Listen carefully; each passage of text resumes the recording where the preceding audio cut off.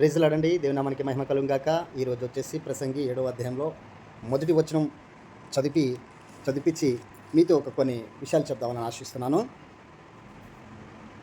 సుగంధ తైలం కంటే మంచి పేరును మేలు, ఒకని జన్మదినం కంటే మరణదినమే మేలు. సుగంధ తైలము కంటే మంచి పేరు ఉండాలి. సుగంధ తైలము చాలా ప్రశస్తమైనది, వాటికంటే మంచి పేరు ఉండాలి. ఒకని జన్మదినము కంటే మరణదినమే మేలు. అంటే అర్థం ఏమిటి? జన్మదినము జరుపుకుంటున్నాము, కానీ దానికంటే మరణదినమే మేలు అని బైబిల్ బోధిస్తాము. అంటే ఇప్పుడు జన్మదినం జరుపుకోవడము నేరమా? కాదు. కానీ జన్మదినము ఇయర్ నువ్వు చేసుకుంటున్నావు, హ్యాపీగా ఉంది. కానీ ఇయర్ చేసుకుంటున్నావు, కానీ ఇయర్ కూడా తగ్గుతున్న విషయం కూడా నీకు తెలిసి ఉండాలి. నేను ఒక కొటేషన్ రాశాను. సమయం పోతున్నప్పుడు ఏమీ అనిపించదు, సమయము తగ్గుతుంటేనే భయం వేస్తుంది. ఒక చిన్న కొటేషను దేవుడు రాపిచ్చాడు. సమయం పోతున్నప్పుడు ఏమీ అనిపించదు, తగ్గుతుంటేనే భయం వేస్తుందండి.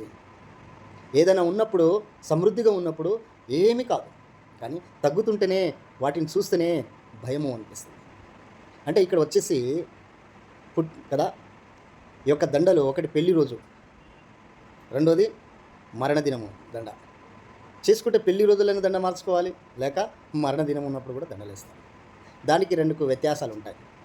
కానీ ఇక్కడ వచ్చేసి మరణదినమే మేలు. అంటే పాపాలు, చెడులు అన్నీ అనుసరిస్తూ మారు మనసు లేకుండా ఇంకా సంవత్సరాలు ఇచ్చిన కొలది ఆ సంవత్సరాలు, ఆ టైమింగ్, ఆ దినాలంతా వేస్ట్ చేస్తున్నారు. ఇంకా జన్మదినాలు జరుపుకుంటున్నారు. అది మేలుకరమైనదైనా? మేలుకరమైనదైతే అది మంచి పేరుగా ఉండాలి, లేక మరణదినమే మేలు. గమనించండి. గనుక దేవుడు వాటిని ఏం చేశాడు? అదే 7:14 సుఖదినమందు సుఖముగా ఉండుము, ఆపద్దినమందు యోచించము, తాము చనిపోయిన తర్వాత జరుగున దానిని నరులు తెలుసుకొనున్నట్లు దేవుడు సుఖ దుఃఖములను జతపరిచాడు. సుఖ దుఃఖములను దేవుడు జతపరిచాడు. సుఖదినమందు సుఖపడాలి కదా. కష్టదినాల్లో కష్టంగా పౌలు గారు అన్నారు ఒక మాట. పౌలు గారు అన్నారు, 1 కొరింథీ 7వ అధ్యాయం 29, 30, 31 వచనము. సోదరులారా, నేను చెప్పినదేమనగా, కాలము సంకుచితమై ఉన్నది గనక ఇక మీదట భార్యలు కలిగిన వారు భార్యలు లేనట్టును, ఏడ్చువారు ఏడవనట్టును, సంతోషపడువారు సంతోషపడనట్టును, కొనువారు తాము కొనినది తమది కానట్టును, ఈ లోకమును అనుభవించువారు అమితంగా అనుభవింపనట్టును ఉండవలెను. ఏలైనగా ఈ లోకపు నటన గతించుతున్నది, అందు నిమిత్తమై కదా మరణదినమే మేలని ప్రసంగి మనకు సంబోధిస్తాడు. సుఖ దుఃఖములను జతపరిచాడు. ఇప్పుడు జన్మదినం జరుపుకుంటున్నావు, కానీ ఇది మేలుకరమైన ఉందా దేవునికి? ఇంక నువ్వు జరుపుకుంటా కొద్దీ, దినాలు దీన్ని పొడిగించిన కొద్దీ, దేవుని ఆశీస్సులతో దీవెనలతో దీవించిన కొలది ఇంకా పాపం చేసుకుంటా పోతే ఇంకా అది ఎందుకు మరణదినమే మేలు కదా అని దేవుడు చెప్తా ఉన్నాడు. పిల్లారా, దేవుడు ఆశించినది ఒకటే, మారు మనసు. ఇక ముందు చేసినటువంటి పాపము మరొకసారి ఇప్పుడు చేయకూడదు. ఇంతకుముందు తెలియకుండా చేసిన దాన్ని మరొకసారి దాన్ని రిపీట్ చేయకూడదు. దేవుడు అది ఆశించుకుంటాడు. ఒక్కసారి చీకొట్టిన దాన్ని మనం విడిచిపెట్టాలి, ఉమ్మేసిన దాన్ని తిరిగి వాటి వైపు మనం చూడకూడదు. బురదలో పడినటువంటి పంది కడగబడిన తర్వాత తిరిగి దాంట్లో పడినట్టుగా మనము ఉండకూడదు. గొర్రెవల్లే తల ఒప్పుకొని దేవుని నీతి న్యాయ రాజ్యాన్ని మనం పరిగెత్తాలి, ఆయన మాటకు లోబడాలి.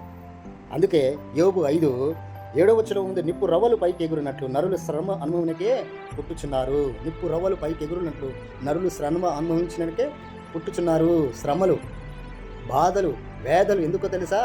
క్రీస్తును అంగీకరించినందుకు. క్రీస్తు కదా సత్య మార్గంలో నిలిచినందుకు నీకు అవమానిస్తారు, నీకు దూషిస్తారు. పాపములు తిరుగుతున్నప్పుడు, పాపములు చెడు పనులు చేసినప్పుడు, అంత గాలి తిరిగినప్పుడు మాత్రం ఎవరు ఏమన్నారు.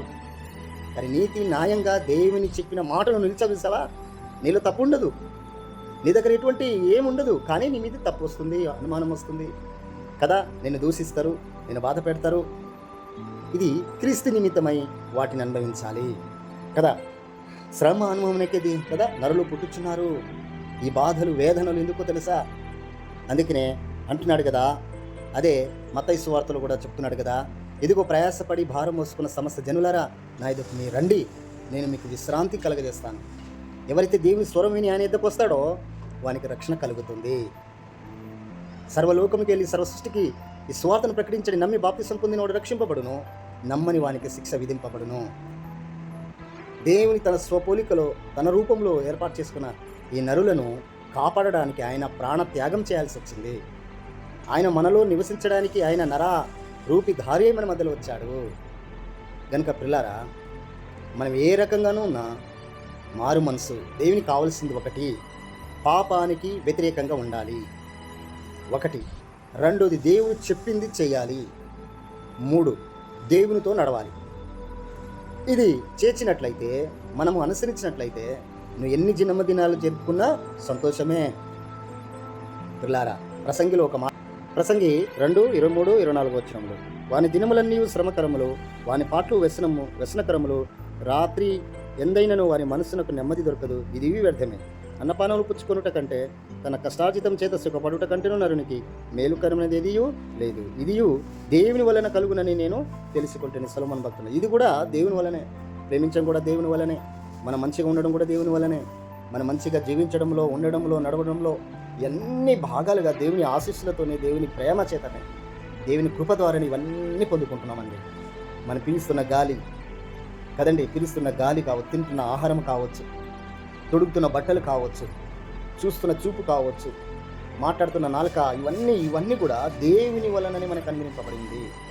కనుక ఒక్కసారి మనం గమనించాలి, దేవునికి ఇష్టపూర్వకంగా మనం జీవించాలి కదా. అదే ప్రసంగి 2:25లో, ఆయన సెలవు లేక భోజనం చేసి కదా సంతోషించుట ఎవరికి సాధ్యమో, ఆయన సెలవు లేనిది మనం భోజనం కూడా చేయలేం. ప్రతి మెతుకు కూడా దేవుని ఆశీస్సులతో, ప్రేమతో, ఆశీర్వాదాలతో మన దగ్గరకు వస్తుంది.